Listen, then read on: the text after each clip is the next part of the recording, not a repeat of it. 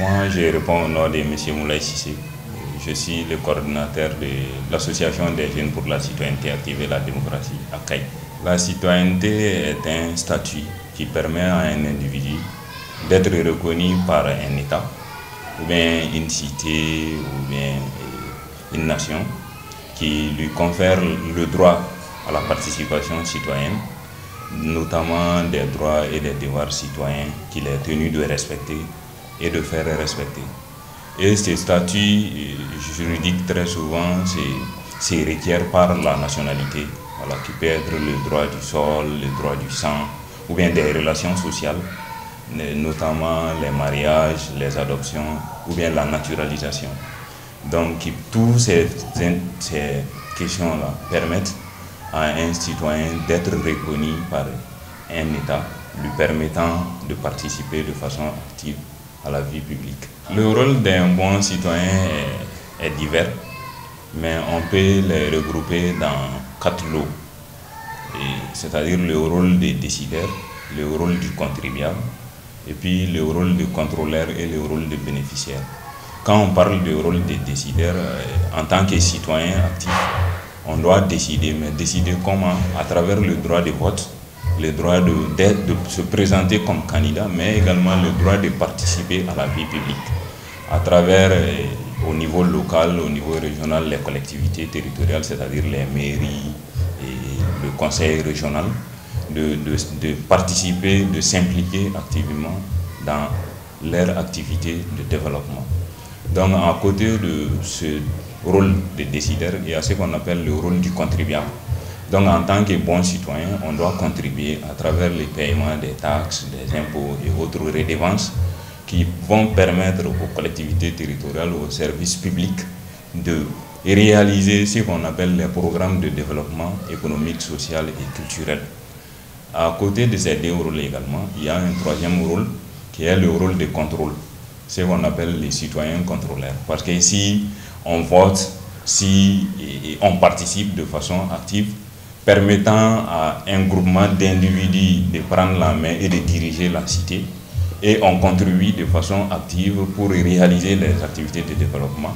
Donc on a le droit de regard, c'est-à-dire le droit de contrôler ce qu'on a contribué, ce qui permet aux citoyens, c'est-à-dire de contrôler non seulement les services publics, les services techniques, les collectivités également, à travers ce qu'on appelle le contrôle citoyen de l'action publique, qui demande naturellement des techniques et puis des méthodes de contrôle.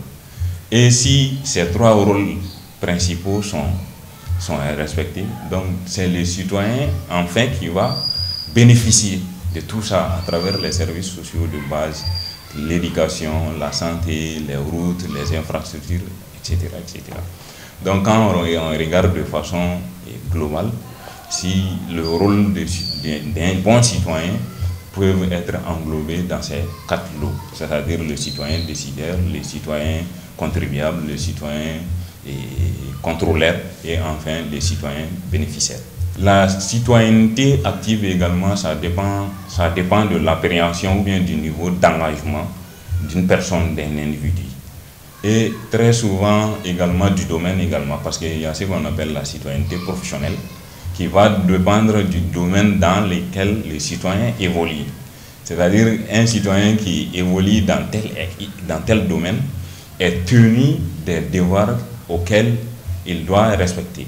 Mais par contre, il se pourrait qu'un autre citoyen évolue dans d'autres domaines qui lui confèrent non seulement des droits, mais des devoirs auxquels il est tenu de respecter. Les entrepreneurs et les commerçants également sont des citoyens, on peut le dire comme ça.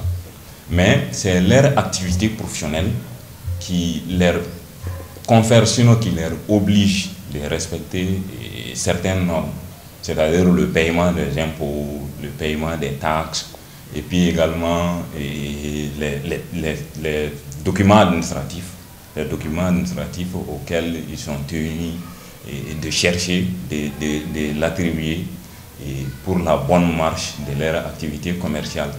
Et ces devoirs-là leur permettent, c'est-à-dire de mener de façon formelle leur activité, mais également ça permet aux collectivités, à l'État, c'est-à-dire d'avoir plus des taxes, plus des impôts, afin de réaliser les programmes de développement. La JICAD a vu le jour depuis 2014.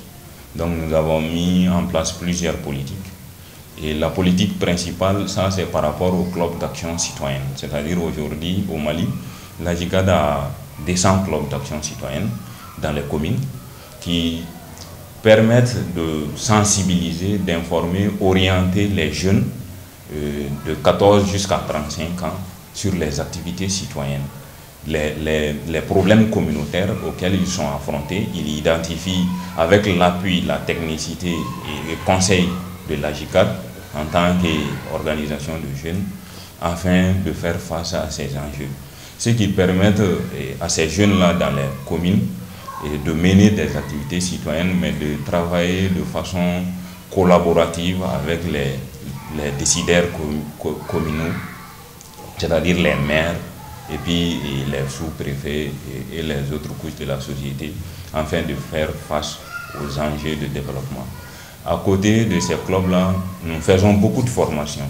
Même tout récemment, nous avons fait une cohorte de renforcement des capacités sur la citoyenneté active et qui a touché 25 jeunes et qui a déroulé sur 6 thématiques en vue de renforcer la citoyenneté active chez les jeunes, mais leur permettre également de transmettre ce qu'ils ont appris, voilà, en tant que citoyens modèles à d'autres communautés, dans le souci de renforcer davantage la citoyenneté active au Mali.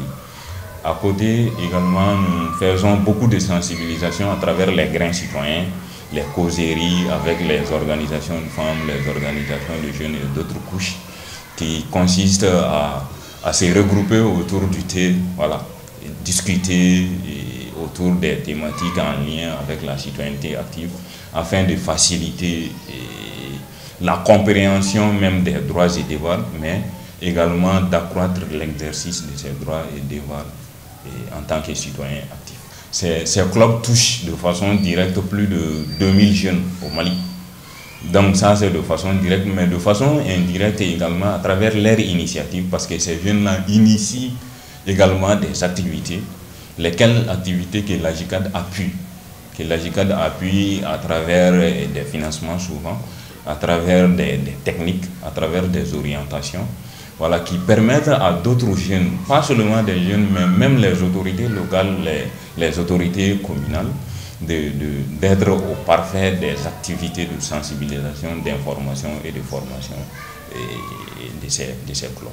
Le message que moi j'ai pour nos téléspectateurs, c'est un message qui rime avec les enjeux même, les enjeux actuels de notre pays, qui est la refondation, le Mali Croix.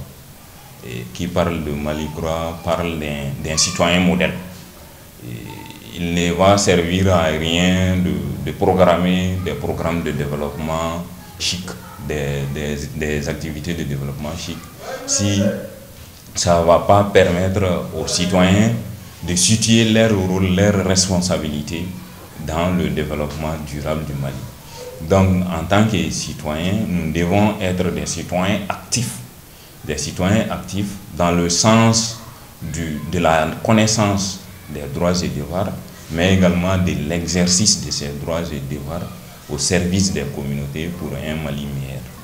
Je remercie KITV de nous avoir offert cet espace qui est notre devoir professionnel, mais également un engagement en tant qu'organisation de jeunes il y a plus d'une décennie partout au Mali.